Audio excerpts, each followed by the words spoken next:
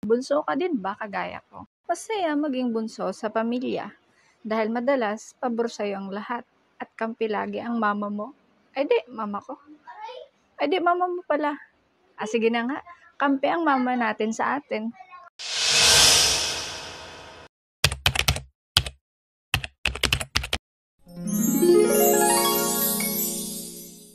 Nung bata pa ako, lagi akong inaasar na kapatid ko na payatot. Sadya naman kasi talagang payatot ako.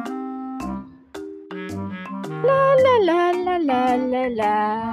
Oh, payatot. Ting ting. Mama! Si kuya. Oy, tigilan mo yung kapatid mo. Sumakses na naman ang person. Pag galing ang mama ko sa grocery, hindi pwedeng wala akong pasalubong. Sa pagkakaalala ko, ang laging binibigay sa akin yun yung jelly ace na ganito pa yung itsura, pahaba siya.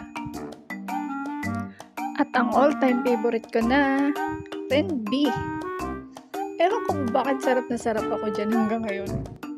Mama, pasalubong ko po. O eto, dahil mabait kang bata, sumakses na naman ang person. At isa sa nagpapasaya sa akin noon, syempre kinakainis ng nanay ko, ay ang paghingi ko ng mahiwaga piso. Dahil mahirap lang kami, syempre piso lang ang kaya nun. Saka marami pa namang nabibili ng mapahinging piso. A few moments later. Mapahinging piso. Yay! A few moments later. Mapahinging piso. Yay! A few moments later. Aba naman, ano tingin mo sa akin, tumatay ng pera?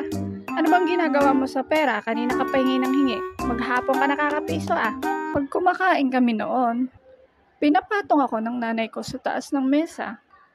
Dahil nga siguro maliit pa ako noon at hindi ko paabot yung pagkain sa mesa.